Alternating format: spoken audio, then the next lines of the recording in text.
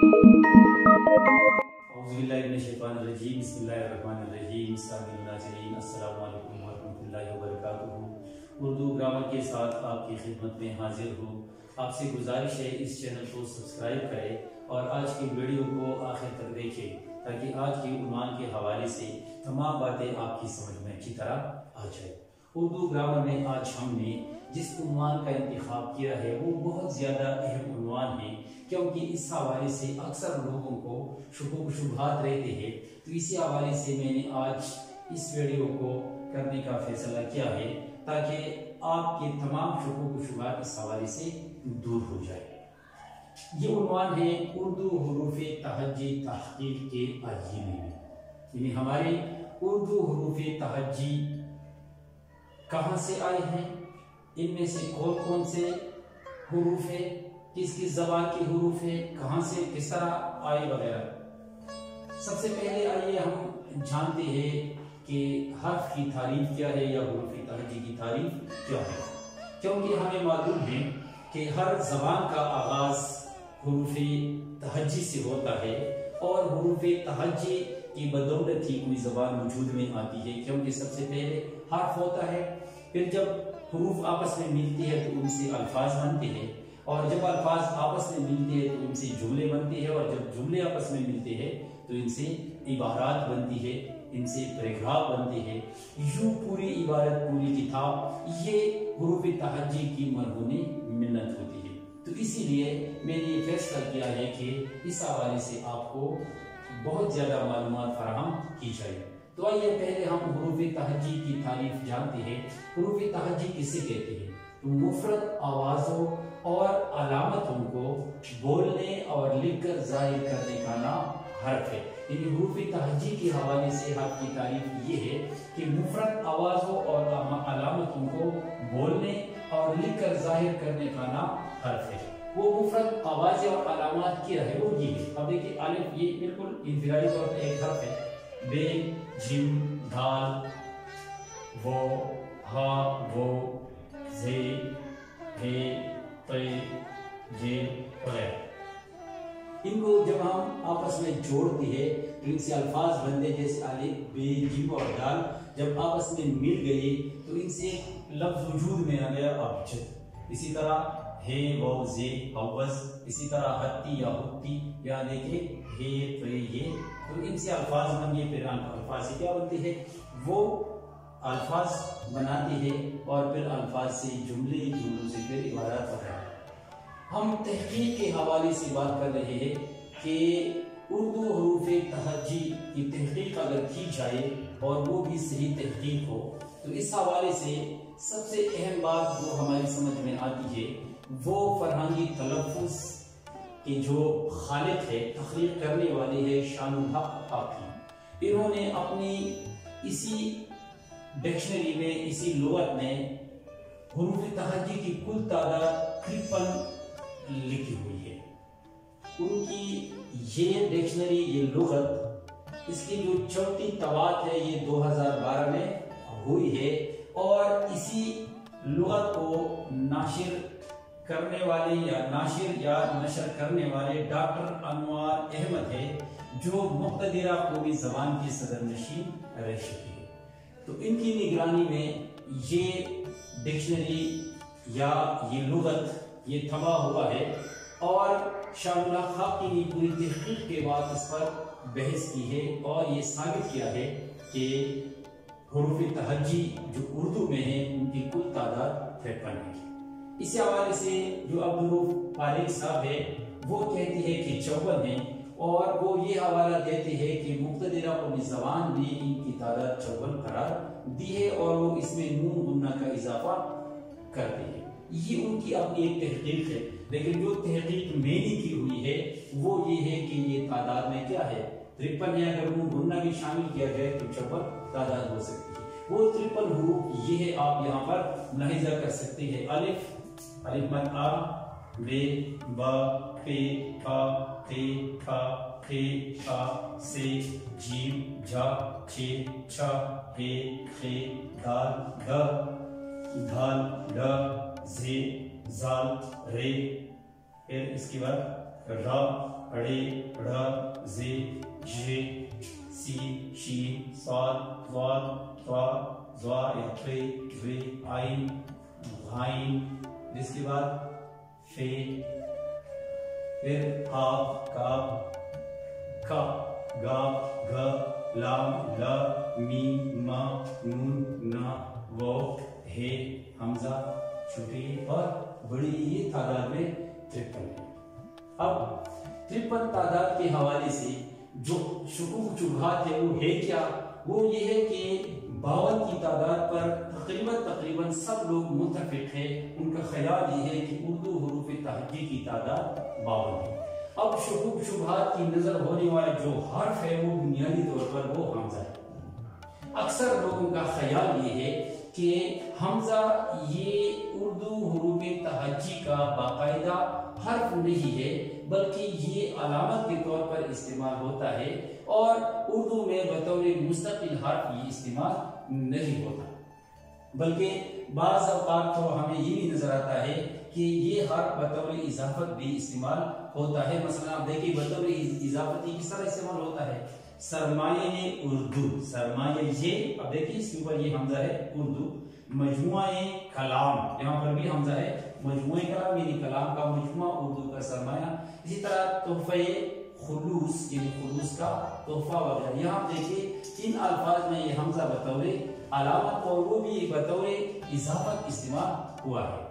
اب جو اس حوالے سے مستند رائے ہے وہ اصل میں رشید حسن خان کا ہے، اور ان کے بارے میں ڈاکٹر رفیع الدین ہاشمی، وہ ان کی ایک کتاب ہے عبارت کیسے لکھی، اس کے دیباچے میں انہوں نے اس کی پوری سند پہنچائی ہے اور یہ بھی کہا ہے کہ اردو حروف تہجی کے حوالے سے خصوصاً اور املاء لغت قواعد اور لسانیات وغیرہ کے حوالے سے عموماً انہوں نے بہت زیادہ کام کیا ہے، اس لیے وہ کہتے ہیں کہ رشید حسن خان کی خاص موضوعات میں املاء لغت اور قواعد زبان بیان شامل ہے، یہ ان کے خاص موضوعات رہے ہیں اور ان پر انہوں نے بہت زیادہ تحقیق کی ہے، بہت زیادہ بحث کی ہے اور اس کے حوالے سے مختلف کتابیں بھی لکھی ہوئی ہیں۔ اسی لیے ان کی اسی کتاب میں یعنی عبارت کیسے لکھے میں صفحہ نمبر 90 پر وہ حمزہ کے حوالے سے بات کرتے ہیں کہ حمزہ حرف بھی ہے اور علامت بھی۔ مثلا جلوہ یار میں اضافت کی علامت کے طور پر آیا ہے، اور جاؤ، سائل، مسئلہ، بائبل، انشاءاللہ، علاء الدین، ثناء اللہ میں یہ حرف کے طور پر آیا ہے، یعنی وہ یہ کہتے ہیں جلوہ یار میں یہ بطور اضافت ہے، جبکہ ان تمام الفاظ میں جہاں یہاں جو میں نے لکھے ہوئے ہیں ان میں یہ بطور حرف آیا ہوا ہے۔ ان کی ایک اور کتاب ہے اردو املا، وہ اردو املا میں بھی یہی بات کرتی ہے، اور اسی کتاب یعنی اردو املا کے صفحہ نمبر 347 پر مزید وہ یہ لکھتے ہیں کہ یہ ویسی ہی بات ہے جیسے الف، واو اور یہ کبھی حروف صحیح ہوتے ہیں اور کبھی حروف علت۔ مقصد یہ ہے کہ حمزہ کی یہ دوہری شخصیت کچھ نئی چیز نہیں، یعنی یہ جو دو طرح یہ لفظ استعمال، یہ حرف استعمال ہوتا ہے، یعنی یہ علامت کے طور پر بھی استعمال ہوتا ہے اور یہ حرف کے طور پر بھی استعمال ہوتا ہے، یہ کوئی نئی چیز نہیں ہے، کوئی عجیب بات یہ نہیں ہے۔ اسی کتاب یعنی اردو املا میں رشید حسن خان صفحہ نمبر 351 پر مزید لکھتے ہیں کہ اردو میں اس حمزہ کو حرف مانا جائے گا، اس لیے کہ اردو میں مثلا لکھنؤ کو نہ لکھنؤ لکھا جا سکتا ہے یعنی حمزہ کی وجہ، اور نہ لکن لکھا جا سکتا ہے۔ اسی طرح علاء الدین کو علائی دین نہیں لکھا جا سکتا، نہ علاء الدین یعنی حمزہ کے بغیر لکھا جائے گا۔ پھر یہ کیسے کہا جا سکتا ہے کہ حمزہ کوئی حرف نہیں؟ یہ بات مان لینا چاہیے کہ اردو میں حمزہ مستقل حرف کی حیثیت بھی رکھتا ہے اور اسی حیثیت سے الفاظ کا جز ہوتا ہے۔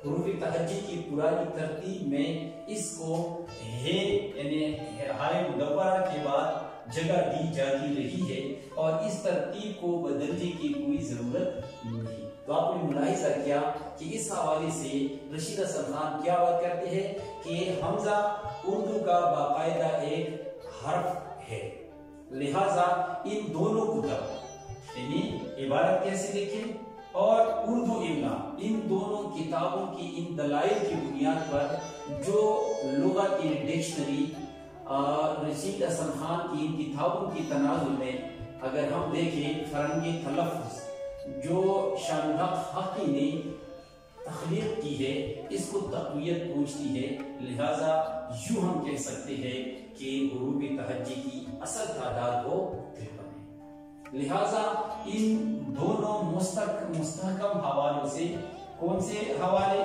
نمبر 1 جو رشید حسن خان کی کتابوں کا حوالہ ہے، دوسری بات یہ جو فرنگی تلفظ کے ڈکشنری کا حوالہ ہے، ان دونوں مستحکم حوالوں کی بنیاد پر ہم یہ کہہ سکتے ہیں کہ حمزہ اردو حروف تہجی کا مستقل حرف ہے، اسے حروف تہجی سے الگ نہیں کیا جا سکتا۔ یہ تو اس حوالے سے ایک تحقیق تھی جو میں نے آپ کے سامنے پیش کر دی، امید ہے کہ آپ اس حوالے سے مطمئن ہوں گے۔ اب آتی ہے کہ ہمارے اردو حروف تہجی میں کن کن زبانوں کی حروف شامل ہے، تو ان میں جو بنیادی طور پر حروف ہے وہ ہے عربی، فارسی اور ہندی کی حروف، یہ سر فہرست ہے۔ مثلا آپ پہلے آتے ہیں عربی کی طرف، تو عربی کی جو حروف اردو حروف تہجی میں شامل ہے وہ ہے الف، الف مد آ، ب، ت، س، جیم، ہ، خ، دال، زال، ر، ز، س، شین، صاد، ضاد، ط، ظ، عین، غین، ف، قاف، کاف، لام، میم، نون، واو، حمزہ، ہے، حمزہ اور یہ کل تعداد ہے 30۔ یہ کل تعداد اس طرح ہے کہ چونکہ اکثر ہم یہ کہتے ہیں کہ عربی کی حروف تہجی 29 ہے، اس میں ہم الف مد آ کو شامل نہیں کرتے کیونکہ الف مد آ کیا ہے؟ الف مد آ اردو کا مستقل حرف ہے اور یہ الف اور مد سے مل کر مرکب بن گیا ہے، یعنی یہ بھی ایک مرکب حرف ہے کہ یہ الف اور مد سے بنا ہوا ہے۔ جدید اصولوں کے مطابق الف ہم پہلے لکھتے ہیں، جب ہم یہ تعداد اس طرح لکھتے ہیں، حروف تہجی کی ترتیب ہم اسی بنیاد پر کریں گے کہ پہلے الف لکھتے ہیں اور اس کے بعد الف مد آ لکھتے ہیں۔ یہ تو عربی کی حروف ہے۔ اب ہم آتے ہیں اہل فارس کی وضع کردہ اضافی حروف، یعنی فارسی یا فارس کے رہنے والے لوگوں نے اس میں کن حروف کا اضافہ کیا، تو وہ بنیادی طور پر 5 حروف ہے اور وہ ہے پ، چ، ژ، گا اور بڑی جسے ہم کہتے ہیں۔ تو یہ آپ دیکھیں کہ 30 حروف وہ ہو گئے جو عربی کے تھے الف مد آ کے ساتھ مل کر، اور 5 اس کے ہو گئے، تو یہ کل 35 حروف بن گئے۔ یاد رکھیں کہ ژ کے علاوہ باقی 4 حروف جو پ، چ اور ژ، گاف ہے، یہ ہندی میں بھی مستعمل ہے۔ ہاں یہ فارسی کا خاص حرف ہے اور فارسی کے الفاظ میں بھی بس چند جگہوں پر یہ حرف استعمال ہوا ہے، یعنی اتنا زیادہ نہیں، پھر بھی یہ وہاں ایک مستقل حرف مانا جاتا ہے۔ تو یہ فارسی کے حروف ہو گئے، تو 30 اور 5 35 ہو گئے۔ اسی طرح اہل ہند کی وضع کردہ اضافی حروف وہ 3 حروف ہیں، وہ کیا ہے؟ ک، ڈال اور ڑ، یعنی ٹرے والے جو حروف ہیں، لہذا 35 وہ ہو گئے اور 3 یہ تو کل 38 حروف بن گئے۔ ان درست آوازوں جو مقامی زبانوں کی آوازیں تھی کہ اضافے سے اردو میں نئی آوازیں پیدا ہو گئی، نئی آوازیں آ گئی، یوں اردو کی آوازوں کا جو دامن ہے وہ اور بھی وسیع ہو گیا۔ اس کے علاوہ جو ہندی کے اور حروف ہیں، 10 مزید حروف کا اضافہ بھی اس کے بعد ہو گیا، کیونکہ ان 38 حروف سے جو آوازیں تھی وہ مکمل نہیں ہو سکتی تھی، لہذا اس میں مزید اضافہ کیا گیا اور وہ یہ 10 آوازیں مزید اس میں شامل کی گئی، ب، پ، تھ، تھ، چ، چھ، د، ڈ، کھ، گ۔ تو یوں 38 وہ ہو گئی اور 10 یہ حروف، تو ان کی تعداد ہو گئی 48۔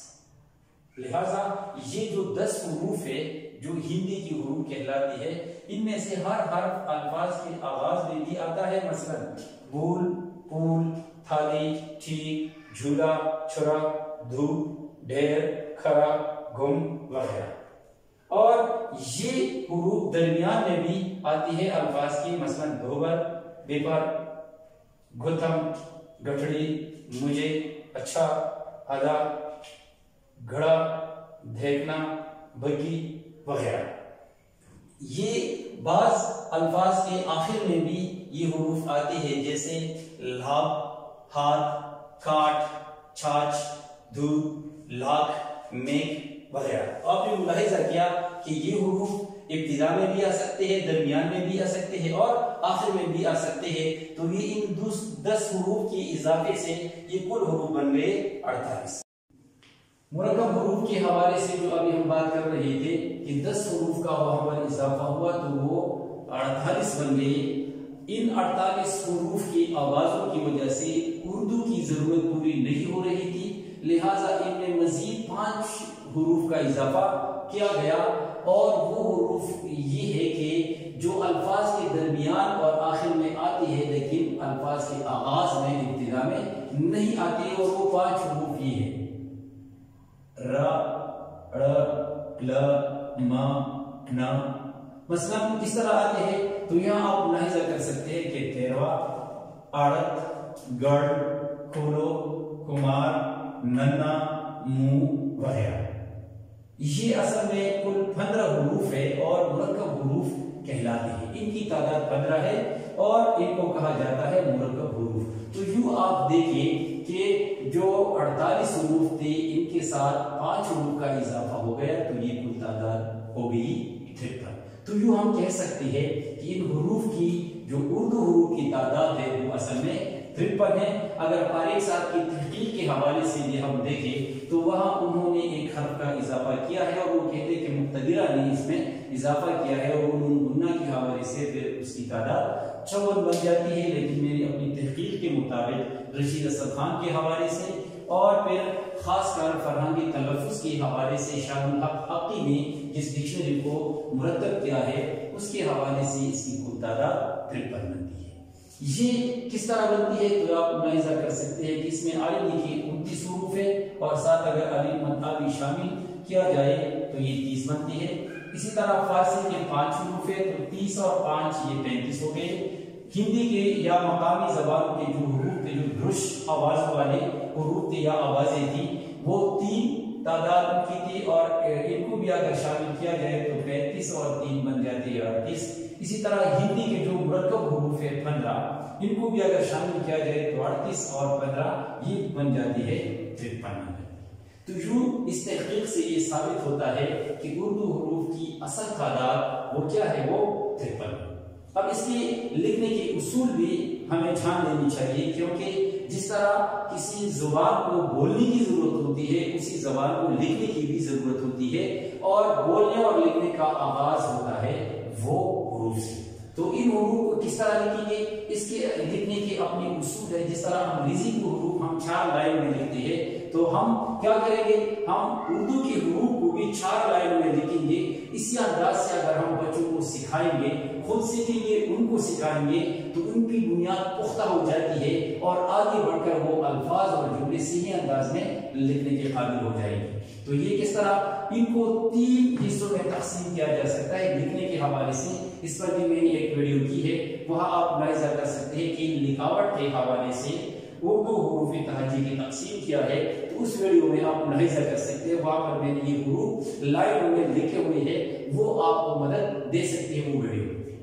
ये है फल के हुरूफ। तो फल के हुरूफ बुनियादी तौर पर 6 है, अलिफ, आ, रे, रे, काफ और काफ। और ये ऊपर वाली 3 लकीरों में लिखनी चाहिए। ये 4 लाइनें जो होती है उनमें से ऊपर वाली 3 लकीरें इसकी इन हुरूफ के लिए है फर्शी हुरूफ। फर्शी हुरूफ वो है जो दरमियान वाली 2 लकीरों में लिखी जाती है और वो है बे, पे, टे, टे, से, दाल, डाल, जाल, रे, रे, जे, ये, फे, वो, हे, हमजा और बड़ी। और ये तादाद में 17 है, वो 6 और ये 17, और ये दरमियान वाली 2 लकीरों में लिखी जाती है। फिर तीसरी किस्म है असली हुरूफ और वो है जीम, चे, हे, खे, सीन, शीन, स्वाद, दाद, पे, स्वाद, दाद, आइन, गाइन, काफ, लाम, मीम, नून। और चूंकि ये और ये नीचे वाली 3 लकीरों में लिखी जाती है, इनकी तादाद है 15। तो यूं फल की हुरूफ की तादाद 6, فرشی حروف کی تعداد 17 اور اصلی حروف کی تعداد 15، تو ان کی تعداد بن جاتی ہے 38، اور جب مرکب حروف اس کے ساتھ ہندی والے شامل کر دی جائے تو یہ ان کی کل تعداد بن جاتی ہے 53، تو یہ 53 ہے۔ اب جب ہم بچوں کو یہ سکھائیں گے پڑھانے کے حوالے سے، سکھانے کے حوالے سے یا لکھنے لکھانے کے حوالے سے، تو میرا جو ذاتی تجربہ ہے اسی بنیاد پر میں آپ سے کہوں گا کہ اگر آپ بچوں کو یہ سکھانا چاہتے ہیں، پڑھانا چاہتے ہیں، تو اس کو مختلف انداز سے تقسیم کرتے ہوئے ان کو سکھائیے، تو امید ہے کہ وہ یہ حروف اچھے انداز میں سیکھنے کے قابل ہو جائیں گے، اور چونکہ یہ کسی بھی زبان کے لیے بنیاد کی حیثیت رکھتے ہیں، لہذا جب ان کی بنیاد پختہ ہوگی تو وہ آگے بڑھ کر اچھے انداز میں لکھنے اور پڑھنے کے قابل ہو جائیں گے۔ مثلا ہم ان کو تقسیم کر سکتے ہیں مختلف خاندانوں میں، اس میں جیم خاندان ہے اور دال را وغیرہ، پھر اس کے بعد جوڑوں میں ہم تقسیم کر سکتے ہیں، جیسے سین شین جوڑا ہے، سات دال تویزے وغیرہ یہ جوڑے ہیں۔ اس طرح ان کو انفرادی حروف کے حوالے سے تقسیم کرتے ہوئے ہم ان کو سکھا سکتے ہیں۔ انفرادی حروف وہ حروف جو الگ الگ لکھے جاتے ہیں، جیسے الف کا کوئی جوڑا نہیں ہے، نہ یہ کسی خاندان کا حصہ ہے۔ اسی طرح جو شرارتی حروف ہے وہ بچوں کو ہم سکھائے لکھنے کے حوالے سے۔